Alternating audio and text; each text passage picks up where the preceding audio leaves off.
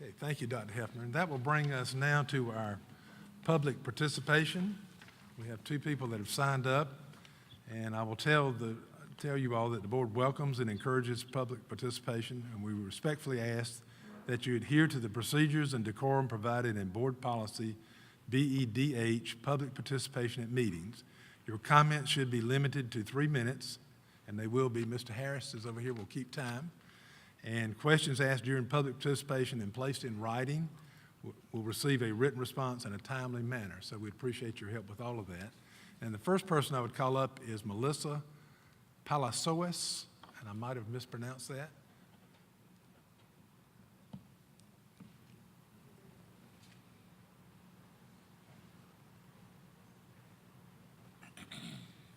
Did I pronounce your name right or wrong? Palacios, that's okay. Palacios, I kind of okay. signed up as a just in case. We really would like to give it to the boys. I think they're probably your second one. The Irmo High School, Stephen Reinhardt, and the wrestling team. Will you stand a little closer to that mic, because I know I'm having trouble here. Okay. Sorry. I signed up as a just in case there was anything that needed to be, I don't know, clarified or whatever after the boys spoke their piece. Okay. So really would like to let them do their thing, and we'll go from there, Okay. parent-wise. Great. Good evening. Like she said, I'm Stephen Reinhardt, speaking on behalf of our wrestling team. We want our children to have a great high school experience, correct? Well, we're not having a great high school experience. We're missing our coach and an ISS teacher, Coach Reinhardt. He is not around for reasons, and I won't say that out loud, but you guys know. We don't have a coach that knows what they're doing. He's the best around, and I have other coaches from other schools saying that's the same exact thing. I feel the whole school feels the same way as I do. Everyone loves Coach Reinhardt. He's probably the best guy around. He's a really good father figure, a great mentor, coach. We just love him, and we would love to have him back, because if we don't have him back, we can't wrestle, and we're not going to be a great team like we could be. And if we want Irmo to be the best like it has been, we need the best of the best, and Coach Reinhardt is the best. And thank you for listening. I know it wasn't very long, but I got my point across. Thank you. Thank you, Mr. Reinhardt. That was Stephen Reinhardt. I think you Do you identified mind yourself. if I say something? Yes, ma'am. We had Stephen signed up with the wrestling team, but you're welcome to say. I'm a mother of one of the wrestlers. My son Zach has been wrestling since 9th grade. We support the wrestling team. And here's something you need to know. This school does not have a bunch of children that are signing up to actually wrestle. It's a struggle to keep these boys on this team and have enough team members to actually not forfeit a lot of points when we do go to wrestling matches. We love our coach. It's because of the coach that my son's able to pull A's and B's, because of the standards that you guys set for them to do activities on athletics. So I do support the fact that we would like our coaches back so that they can continue to be the role model that we need for our sons.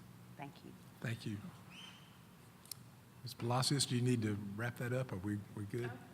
I'm right along with it. My son has actually been wrestling for Coach Reinhardt since he was 8, and he's a sophomore in high school. So we've got a lot of years with Tom, and he wouldn't wrestle for anyone else. There was if there is a possibility, I think you'll probably lose a lot of wrestlers, but we need him back. We're ready. Season's starting. We have scrimmage. We haven't even gotten a full practice in. So we need him, and we need him now. We have a huge tournament that we host. It's a massive moneymaker for our program, and that's in December, coming up real quick, first weekend of December.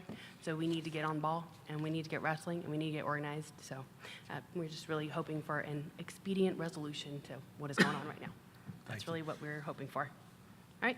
Thank you, Ms. Palacios, and thank you, Mr. Reinhardt and team for being here. We will certainly have the superintendent, I'm sure, is working on this issue, and we'll try to have it resolved, I'm sure, as soon as it's practical. So thank you for bringing that to our attention, and thank you, parents that came to. Thank you. That brings us to our item number 14, which is items considered in the executive session, and I believe that we have two items that will entertain a motion if made. Ms. Hutchison.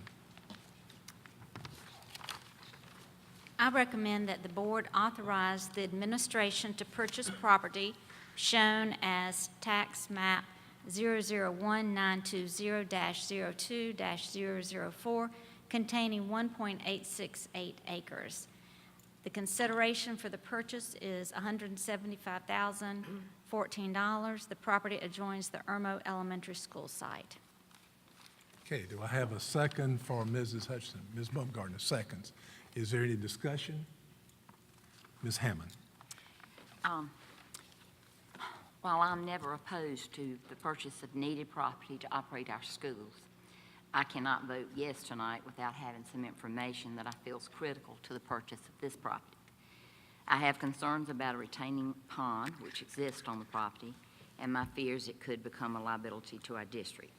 So without an immediate need, I can't support it. Any other comment? Ms. Lovelace? I'm actually kind of going to piggyback on Jan because I do have concerns about purchasing the property, and because of my concerns, I'm going to have to vote no too. Ms. Hutchison? My recommendation that we purchase the property is based on a few ideas. One is the fact that we are really landlocked for Irmo Elementary School, and the strip of land that we're referring to will give us the opportunity, it might not be next year or we don't know when, but we'll be working toward making a drive that will allow our school buses to exit onto Fork Avenue instead of Lake Murray Boulevard, and that is a huge safety factor. San Andrews, thank you, onto San Andrews. So I think that's a very compelling reason for the safety. Also, the second reason is that this piece of property adjoins the current property for Irmo Elementary School, and for the safety of our students, for the visibility of our school, for continued and better visibility, I think this is a very reasonable price to pay, very reasonable, for nearly 2 acres of land that will give us a buffer from other properties that could be built right there. So I think it's a good and sound purchase for the school district. Mr. White? I just wanted to add, I mean, I know there's two of our board members or don't support this, but it's been evaluated. I mean, we didn't just randomly come to this decision, but it's been evaluated. It's recommended by Dr. Hefner, but also he had someone with an expert in property and schools and you know, look at this and evaluate it. And there is a time sensitivity. There's an option that's running out, and there's supposedly another buyer. But the main point that I think it's worth putting into the mix here is we just renovated that school. That school's going to be there for 100 years, and this is a 100-year investment. I mean, this is a strategic piece of land adjacent to it that will be there and serve this district just as long as that school building will. And so it's an important thing to do. We can't back up later and not, you know, and back up and say, gosh, we really should have done that. And so this is strategic for the very long-term view to benefit the district and that school. Thank you, Mr. White. Ms. Hammond? I understand the idea of safety, but we've operated this school for many years since the renovation with the, I hope it's not too dangerous because our kids do it every day, coming out from where the McDonald's is. And then we have the beautiful entrance on Fork Avenue. If I thought we needed this for safety, I'd vote for that tonight. But another concern is if it, and that was the best argument to me Dr. Hefner gave me, was about we could cut another road. So I wanted to answer that from Ms. Hutchinson and from Mr. White's point of view. But if the road was cut into St. Andrews, that is a very heavily traveled road also. And Fork Avenue has, Coatsworth is a complete subdivision there. And so I think about, you know, if we did another road coming out there. my concerns, if I had all of these questions answered tonight, I could vote for it. But I don't always trust DOT to say, yes, you can cut a road there and we purchase it and we plan this 4 or 5 years from now, and we couldn't do it. And then like I said, I'm very concerned about, I don't want to buy somebody else's problem. I researched this, this land's been for sale a long time. And I even think if we've worked on it a long time, like I know Mr. White said, even when I wasn't on the board. So I would like to have thought maybe we could counter and come back with a lower offer if we did do it, because if we cut a road, that's even more expense. So before I could vote for it, I needed all these answered. I don't think it's a bad idea, Dr. Hefner. I appreciate that you brought it to us, and I understand your reasoning, but I have to see an immediate need to spend this money and know in the long run it doesn't cost us more. And I also would like us, if we are worried about safety, I'd like us to, have known what it would cost to do the road and do the road immediately if it's a real safety issue. Thank you, Ms. Hammond. And I will tell you that I intend to vote for this motion based on all the things you've heard, but it's been, Mr. White pointed this out, this has been an ongoing study and a look for over 2 years, probably closer to 3 years, by our staff and professionals we brought in to look at it. And when I hear my superintendent say it's in the best interest of School District 5 to at least have the option of building a road that will control the traffic flow out to another outlet. I also heard our superintendent talk about being at Irmo Elementary, watching buses go out beside McDonald's and try to make a left turn. Some of them go right, but it's a very dangerous situation that has grown around Irmo Elementary. I know that school existed long before McDonald's and the 4 lanes out in front of it, and it's going to exist for another 100 years or so. So I think it is totally in our best interest, and I applaud the district and the superintendent for bringing it to us for consideration. And Mr. White also pointed out we did have professionals look at it in detail. So that's what I plan to vote on. Anybody else have any thoughts about it? Mr. Haltwanger. Well, I think there are good points on both sides. However, I believe it has been proven that safety is paramount in this particular issue. It's been explained that the possibility of rerouting buses to the Fork Avenue entrance and exit, as opposed to all of the buses going out of past the McDonald's there and having to turn left, which is a difficult task for them to complete. So I think safety should always be our #1 priority with students. And I believe for me, that is #1. There's no monetary value you can put on safety of our students. And also the fact that the expert that you brought to explain it to us is very much experienced in this area. And the other factor is that they're not making any more property, to my knowledge. So I think it's important that, and also for the fact that you said Irmo Elementary is also one of the more popular elementary schools in terms of students and parents wanting their children to go there. So the potential of it is astronomical. Thank you, Mr. Haltwanger. Any other comments? I just wanted to add Mr. White. one thing that this isn't urgent to build a road. And in fact, this is a strategic decision. And I really commend Dr. Hefner for bringing this to us, because we would have renovated the building just the same were this property for sale. I mean, that needed to be done, and it was long overdue. But we don't need to be making decisions because it's urgent and it's a crisis. It needs to be because we've thought ahead, and if it takes time to get a road in there, then it works, great. If it doesn't work, it's still good.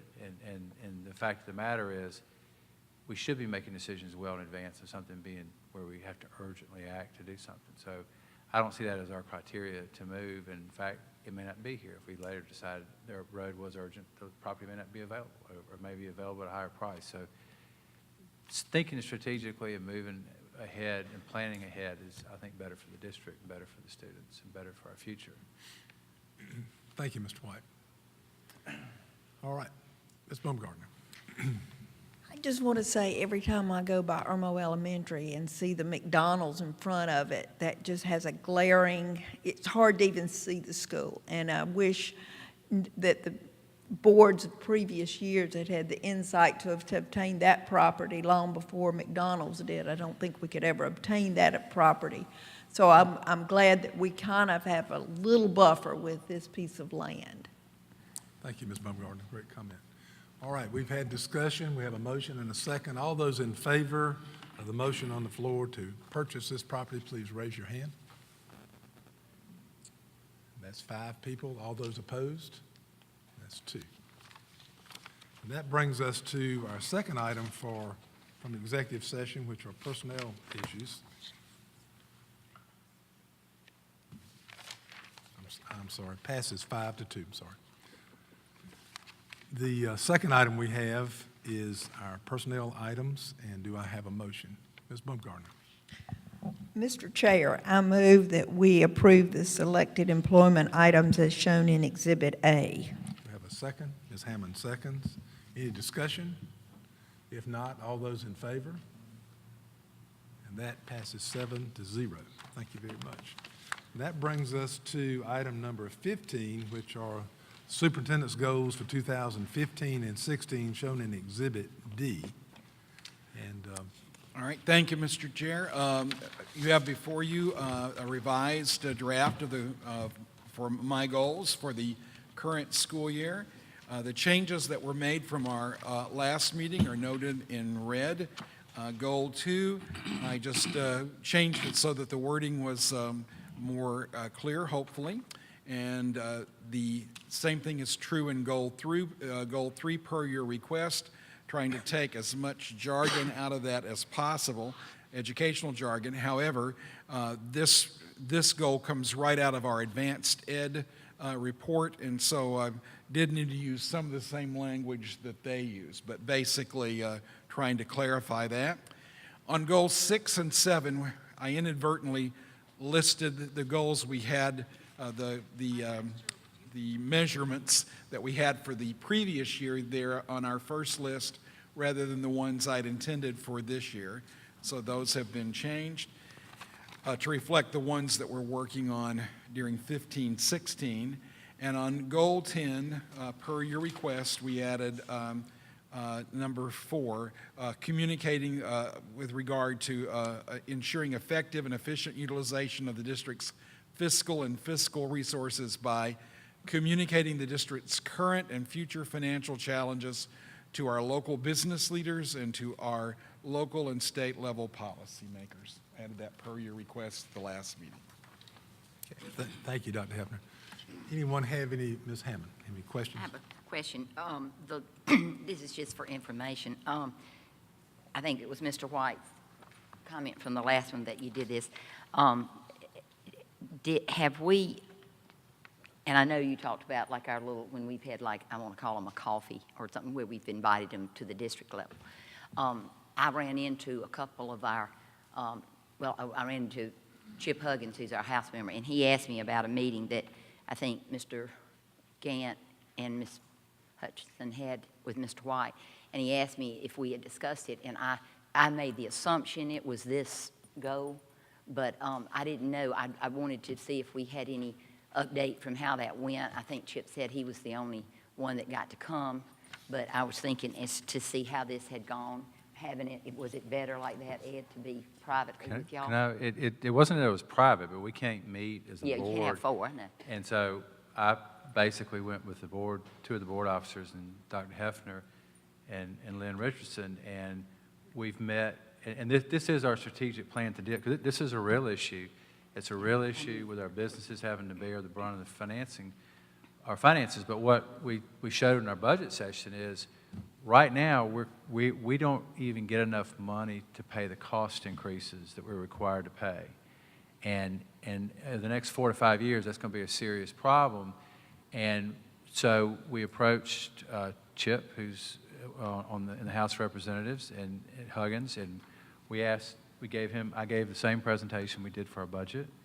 We also met with Senator Corson, and we're talking about proposals to make the different bodies aware.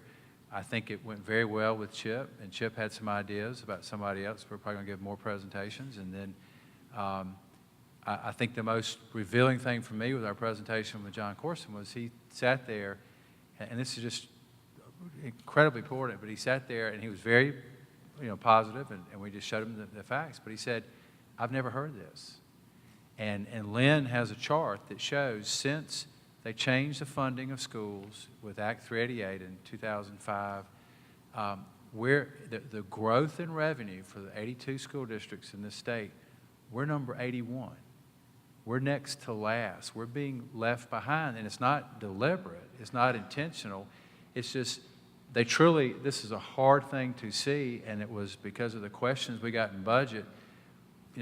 Somebody made a comment about, well, how come your budget's gone up this amount of money in 7 years? And so we started looking ahead 7 years, and it tells a very disturbing story for this district. This is not the same story for other districts. And the more of the legislators who represent us, but also in the key positions to make the decisions about finances, all we can do is try to educate them, and that's what we're doing.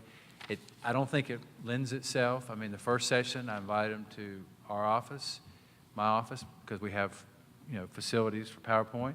The second one, we went over to John Corson's office, and we'll go wherever they have time and the ability to meet us, but we just can't carry 7 board members. And so that was a decision, but the point is there's nothing partisan about this, there's nothing political about it.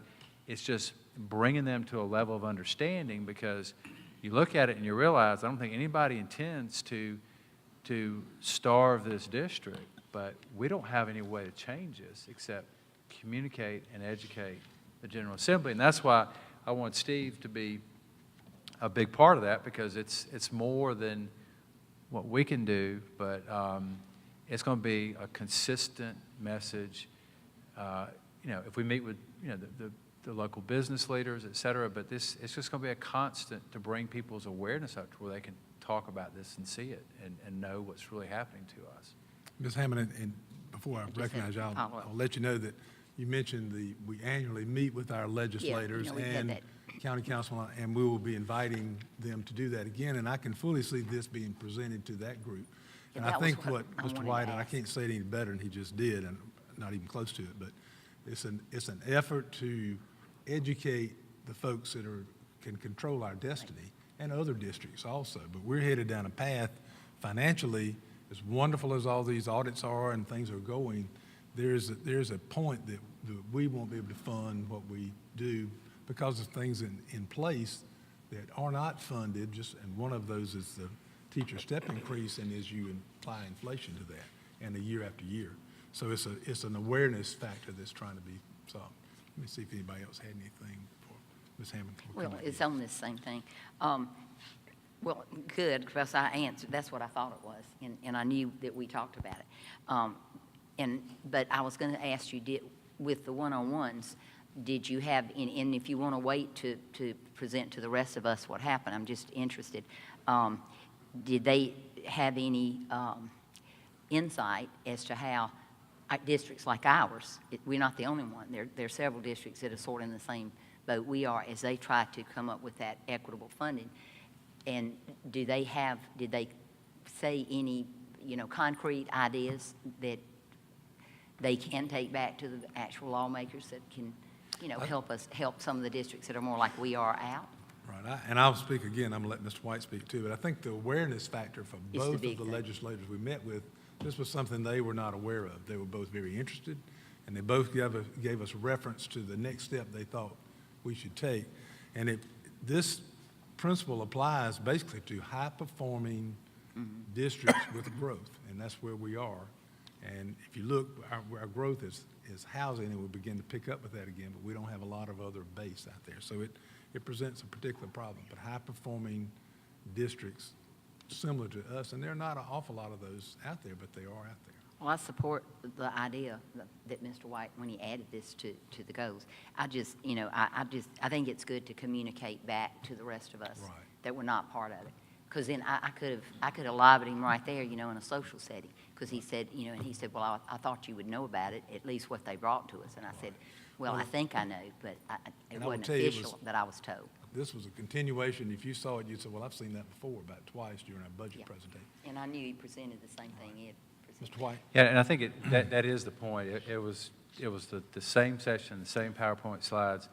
And the thing about it, it's the same message. And the thing I tell you though, and this really is the challenge here, both of them asked for us to identify the other districts that are similarly situated. Now, what Lynn's list proves is and what Steve very clearly articulated for Senator Corson is, there's 81 districts doing better than us. And, since, the growth in funding, and the biggest piece of that is having to pay your normal reoccurring inflation. Just the step increase will force us to start laying off people if we can't get additional funds. And so the first level is a recognition and the knowledge that first it was telling for me that John had never heard it, which means nobody's That's hard to talking about it. believe. That's So hard. we've got, I think Lynn and Steve are going to try to identify the districts that are similar to us. But one of the things is we can't present this in a way that threatens other districts because they'll start lobbying against what they've gotten so far. But the other piece of this is that I think that that John Corson, Senator Corson did ask us to, Chip had some ideas, but really the budget starts in the House. And what we were told was we really need to work with Chip, and Chip's identified a pathway. But, if it doesn't get in the House, it's going to be difficult for the Senate.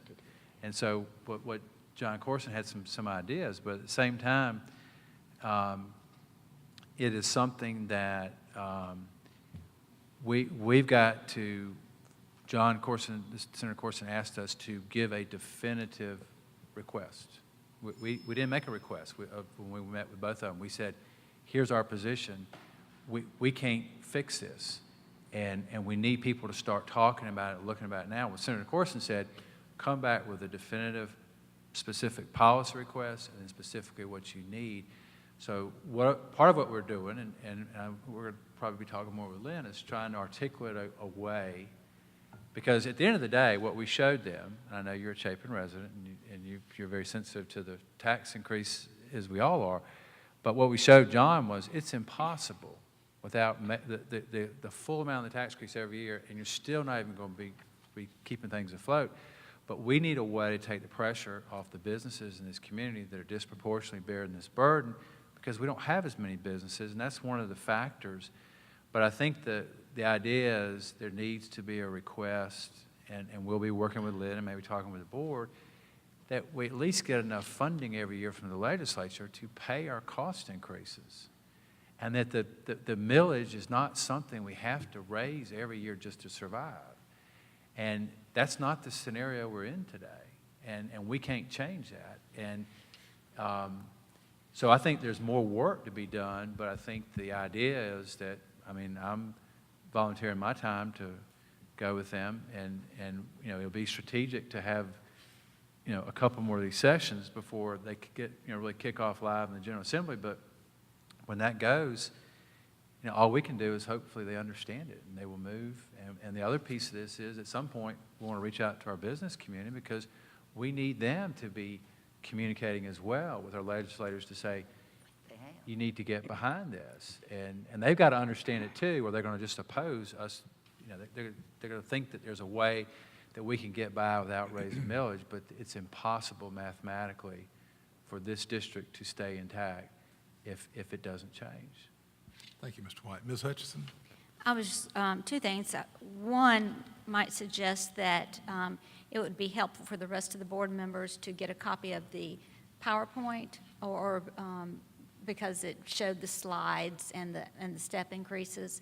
If you think we can do that, or we can send it to Mrs. Stowers. Yeah. Would that be okay? Yeah.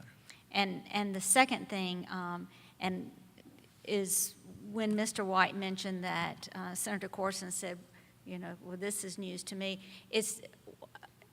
He, of course, has tons of experience, but it's a new way, it's a different way of thinking about the budgets and the way school districts handled these required mandates.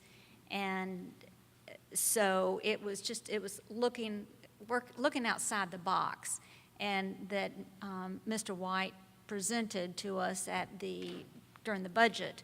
And so it was really helpful for our representative and our senators and others to see it laid out on paper.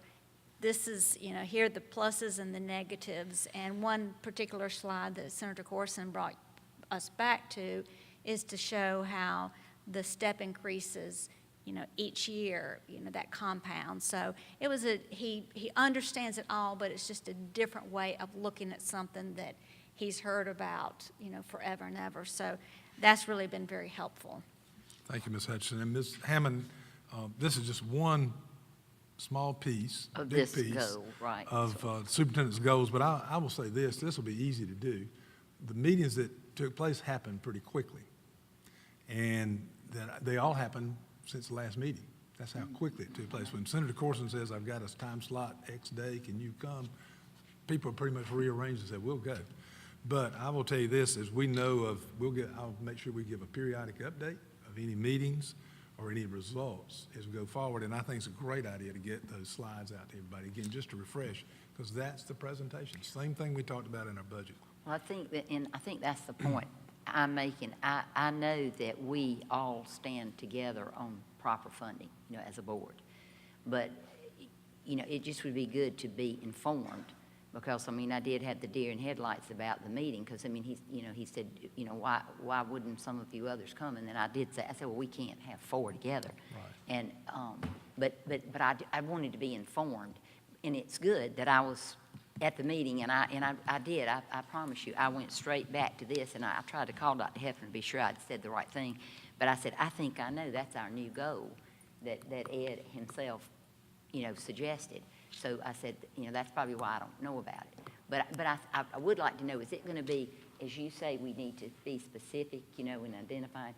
Do you think that's something more that Dr. Hefner and his staff would identify, or should it be some type of workshop with the board at another date that we are all involved in what we pinpoint?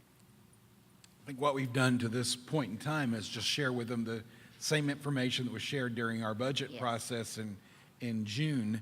And I'm open to however we wish to do it. I don't think there's been any new information other than Mr. Richardson's analysis of the fact that we're among the 82 school districts in the state. We're number 81 in terms of our revenue growth since 2005. Is that correct? 2008.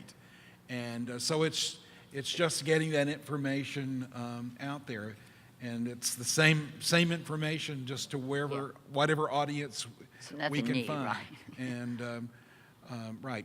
And I think it was Senator Corson who said, he does want us to think about proposing some solutions. But my motivation comes from our budget process of June, and specifically the tax, all the discussion around tax increases.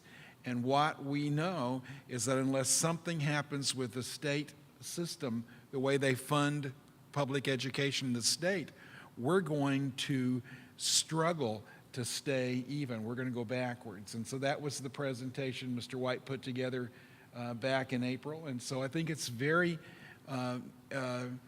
very important for our people to know that's the situation that we're in. And unless the state changes some of its policies, we're going to get into a deeper and deeper hole. But Dr. Hefner, one frustration I feel is no matter how much, and I know that Senator Corson's the finance, education chairman, but but we have to get all the state legislatures on board. You know what I mean? Just our delegation can't do it. So we might, your presentation, and you want to get the word out, I'm just thinking it may need to be even bigger than. Well, the thing that we've tried to do, and is it okay if I? Yeah, and we're going to wrap up this part because it's a great discussion, but we are talking about all the goals, all 10 of them. We probably need to add a few. But I'll make this quick, but I think the point is, this is not a random process. We're letting them tell us where we need to go next. And so Senator Corson has identified what we need to do in the Senate Chip has had some recommendations, what we need to do in the house, that he's going to open the next door, Got it. and John will open the next door over there. They both said we need to sit down with Molly Spearman, which we're going to do that.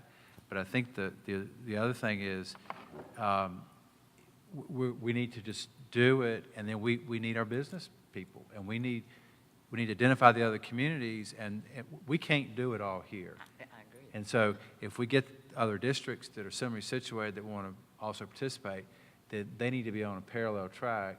But there's limits to what we can do, but the first step in doing it is educating people. And like Steve said, it's everything that we did in budget, and we might fashion it a little bit different, and we may have we'll formulate an ask. I don't think we need a workshop on this. I think we can just have these conversations in this meeting here. I mean, And I do think that'd be a perfect setting. I'd like to talk to superintendent and board officers about having it in our January meeting with the legislators and elected officials. And you know what, we've had a lot of discussion on this. We don't have a motion on the floor, on the table. So, Ms. Hutchinson, would you give us a motion, please? I move that we accept the superintendent's goals for 2015-2016 as shown in Exhibit D. Have a second? Ms. Baumgartner seconds. And now, is there any other discussion we need to have on these goals? Dr. Hefner, I want to thank you for making these edits and changes, and we'll certainly work with you, and I know you'll work with your staff on achieving these goals. I got just one comment before we vote, and we're not going into detail, but this whole conversation illustrates this is a very important goal. I mean, it is very strategic, it's very important, and we're all going to be working together on this going forward. Good point, great point. All right, seeing no further hands up, all those in favor of the motion to approve these goals as presented, please raise your hand. And that passes unanimously. Thank you, Dr. Hefner. And that brings us to our discussion agenda and our strategic plan shown in Exhibit E.